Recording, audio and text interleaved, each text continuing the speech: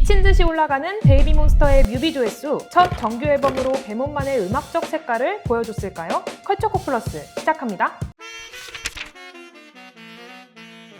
일단 두 노래는 베이비몬스터가 YG 엔터테인먼트의 뉴 클래식이라는 단어를 가지고 컴백을 했어요. 정규 앨범이고 더블 타이틀이죠. 클릭클락 같은 곡은 이제 YG 엔터테인먼트가 걸그룹, 보이그룹 가리지 않고 이제 항상 지향하는 트랩 기반의 힙합 곡이잖아요. 그래서 굉장히 아예 한국어 가사가 없고, 그리고 랩으로만 이제 거의 치고 나가다가 보컬이 들어가면서 이제 마지막에는 이제 YG 엔터테인먼트의 또 시그니처라고 할 수 있는 갑자기 일렉트로닉 비트가 들어가는 반전을 통해서 어쨌든 카리스마 있는 모습을 보여주려고 하는 곡이 바로 클릭클락이라고 볼 수 있겠고, 그래서 뮤직비디오 퍼포먼스 비디오도 보면은 흑백으로 이제 나오고, 그리고 멤버들도 뭔가 랩 퍼포먼스, 굉장히 자유로운 퍼포먼스를 보여주거든요. 그리고 이제 드립은 또 반대로 굉장히 또 화려한 색깔의 K-팝 곡이란 말이죠. 그래서 이 곡을 들어보면은 힙합의 터치, 그리고 뭐 설명에는 일렉트로닉 비트라고 적혀 있습니다만은 제가 들었을 때는 굉장히 좀 최근에 인기가 있는 라틴 진영에서의 레게톤 음악이나 어쨌든 라틴 진영의 음악, 그런 슈퍼스타들을 굉장히 의식한 듯한 어떤 곡이 된단 말이죠. 클릭클락과 드립에 대해서 이제 어쨌든 YG 엔터테인먼트가 내놓을 수 있는 굉장히 시그니처 격인 곡이라고 생각을 하는데, 저는 근데 뉴 클래식이라는 단어에 좀 집중해 봐야 된다고 생각을 하거든요. YG 엔터테인먼트가 계속해서 비교되는 게 블랙핑크 같다, 2NE1 같다, 뭐 선배 그룹들의 영향이 계속해서 느껴진다는 게 사실 하나의 좀 지적 포인트거든요. 그런데 이번 곡 같은 경우는 상당히 좀 균형을 잘 잡고 있다라는 생각이 듭니다.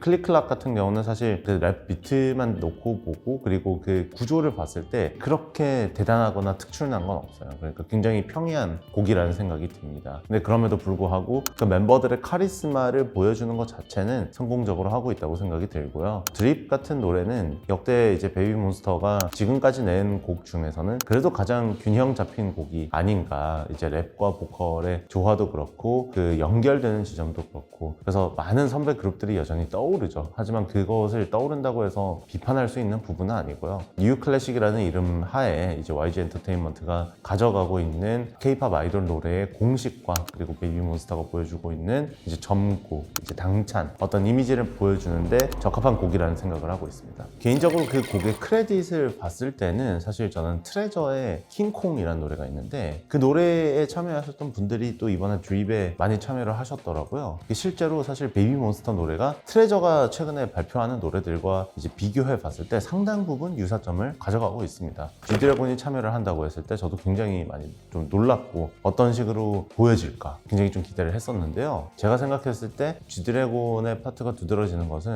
루카와 아사의 랩 파트인 것 같아요. 이제 2절 시작할 때 굉장히 강렬하게 치고 나오는 하나의 파트가 있거든요. 근데 이 두 분이 이번 정규 앨범에서 유닛 곡도 있고 굉장히 당찬 랩을 하는 어떤 퍼포먼스를 보여준단 말이죠. 그래서 그런 점에서 사실 전 좀 G드래곤의 영향을 많이 느끼지 않았나 하는 생각이 듭니다. 왜냐하면 드립이라는 노래 자체는 굉장히 최근에 팝 시장에서 트렌디한 사운드를 가져가고 있고, 그 후렴에서 또 막 트월킹도 하고, 그러면서 어쨌든 굉장히 역동적인 곡이잖아요. 그래서 G드래곤이 작곡에 참여를 했을 때 사실 어느 파트의 작곡에 참여했는지는 사실 지금 드러난 바가 없기 때문에 정확히는 모르지만, 제가 봤을 때는 이제 절과 절 사이의 어떤 브릿지나 아니면 랩 파트, 특히 랩 파트에서 많은 영향을 끼치지 않았을까 하는 생각은 들어요. 그런데 이걸 거꾸로 얘기하면은 G드래곤이 참여를 했다는 사실만으로 사실 화제가 되지만, 딱 들었을 때 이게 G드래곤이 참여를 했구나라는 지점을 찾기가 사실 좀 어렵긴 해요. 오히려 사실 YG 엔터테인먼트에 계속해서 이제 참여하고 계시는 그 작곡가분들의 이름이 좀 더 눈에 들어왔던 것 같습니다.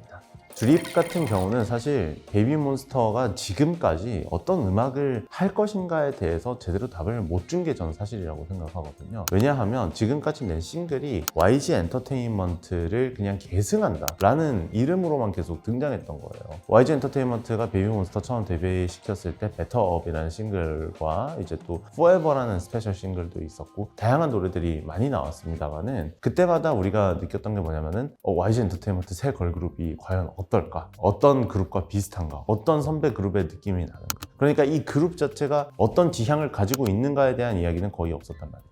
왜냐하면은 블랙핑크의 후배라는 어떤 엄청난 이름값이 있잖아요. 그러니까 우리가 그것에만 좀 집중을 하게 됐고, 그리고 이게 데뷔 과정에서도 사실 다사다난했잖아요. 예를 들면은 데뷔를 했다가 공식 데뷔를 했다가 뭐 음악방송 출연이라거나 아니면은 뭐 국내에서의 활동이 좀 미진하다거나 뭐 이런 여러 가지 논란의 소지들이 있었는데, 그래서 이번 정규 앨범을 통해서 베이비몬스터라는 그룹이 대체 무엇을 할 것인가를 보여주는 일종의 청사진 같은 작품을 내놨다. 그래서 거기 있는 수록곡들을 들어봤을 때 제가 전반적으로 느끼는 것은 뉴 클래식이라고 해서 이제 YG 엔터테인먼트가 가져가는 곡의 공식 자체는 계속 유지를 하되 그 느낌을 이제 다르게 가져가는 거죠. 예를 들면 클릭클랙에서도 굉장히 과감하고 강렬한 퍼포먼스를 보여주는 게 맞습니다만, 사실 이런 힙합 기반의 노래들, 예를 들면 라리사의 머니 뭐 이런 노래도 있고 CL의 나쁜 기집애 이런 노래들에 비교해 보면 사실 이 퍼포먼스는 굉장히 블랙핑크보다 좀 더 약간 순해진, 하지만 좀 어느 정도 좀 재기발랄하면서도 당찬 이런 이미지를 가져가려고 하는 거거든요. 드립 같은 경우도 어쨌든 레게톤 전 스타들이 굉장히 많이 등장을 하면서 전 떠올랐는데, 아티스트들의 퍼포먼스를 굉장히 케이팝스럽게 잘 가져온 곡이라고 생각이 들고, 그리고 또 재밌는 게 이 정규 앨범이 과거에 YG 엔터테인먼트 많이 좋아하셨던 분들, 예를 들면 뭐 2NE1이나 아니면은 블랙핑크 이런 팀들 좋아하셨던 분들한테는 좋아할 만한 노래들이 굉장히 많아요.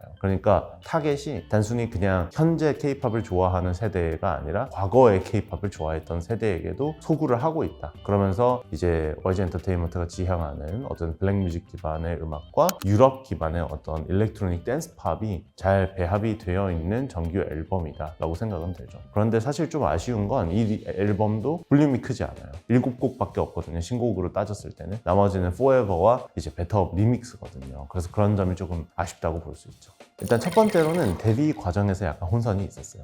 데뷔할 때 공식 데뷔와 그냥 데뷔, 그리고 완전체 데뷔가 아니었거든요. 베터 같은 경우 이제 데뷔 싱글인데 음악방송 뭐 출연이나 이런 부분에 있어서도, 그러니까 국내 팬들에게 베이비몬스터가 데뷔해서 활동을 하고 있다는 어떤 인상을 심어주지 못한 게 사실 도입 단계에서 첫 번째로 좀 이슈가 있었다고 생각하고, 이번 정규 앨범 같은 경우도 사실 블랙핑크 때부터 약간 느껴지는 경우인데, YG 엔터테인먼트가 타겟으로 하는 시장이 국내가 아니라 해외 시장이라는 것이 많이 느껴지거든요.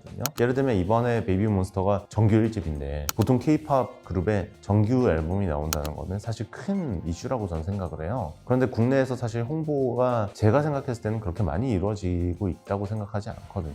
뭐 예를 들면은 릴리스 시간을 봤을 때 글로벌 시간에 맞춰서 이제 1시에 발표하죠. 그런데 이게 사실 K-팝 팬들에게는 뭔가 익숙지 않은 발표의 방식이거든요. 그리고 노래도 영어 가사, 영어 곡이 너무 많아요. 그러다 보니까 사실 이 그룹이 타겟으로 하는 것이 아무리 막 YG 엔터테인먼트가 블랙핑크나 2NE1의 공식으로 대중성을 가지고 있는 그룹이라고 하더라도 인식하기가 굉장히 어려운 거예요. 그리고 사실 또 세 번째로는 글로벌 걸그룹이다 보니까 한국 국적의 멤버가 사실 또 많지 않다는 점도 좀 크게 작용하겠죠. 예를 들면은 사실 아현 씨가 처음에 베이비몬스터로 데뷔를 했을 때 뭐 휴식 기간을 갖는다 이랬을 때 굉장히 말이 많았잖아요. 아현 씨가 과연 어느 정도로 베이비몬스터를 바꿔놓을 수 있을 것인가에 대한 이야기도 제가 했던 것으로 기억을 하고요. 실제로 이번에 드립 보면은 아현 씨가 막 3단 고음 하잖아요. 그러니까 엄청난 능력을 가지고 있고 역량을 가지고 있는 팀이고, 노래도 사실 제가 봤을 때 이 정도면은 K-팝 완성도로서 굉장히 나쁘지 않은 곡인데, 국내에서 사실 인지도가 쌓이지 않는 이유는 아무래도 기획사 자체가 국내보다는 해외 시장을 타겟으로 하고 있고, 그리고 실제로 성공을 했잖아요. 블랙핑크를 통해서. 그리고 노래가 발표되는 그런 빈도수나 이런 것도, 그러니까 싱글 단위로 이제 활동을 하다 보니까 국내에서 뭐 다양한 노래로 홍보도 하고 뭔가 투어를 하든가 콘서트를 하든가 뭐 여러 가지 무대도 서고 이렇게 했어야 되는데, 사실 그런 점이 좀 부족하지 않았나. 그래서 베이비몬스터가 해외에서의 사실 뮤직비디오 조회수 이런 것들은 글로벌 그룹이고 멤버들의 국적에서 높은 조회수를 올려줄 수 있지만, 한국에서는 사실 이게 좀 남의 나라 얘기처럼 들리는 그런 느낌이 있는 거죠. 사실 이게 좀 복합적인 것 같아요. 그들이 지향하는 음악 자체도 뭔가 한국인이 좋아할 법한 그런 느낌의 K-팝 곡들은 아니라고 생각합니다.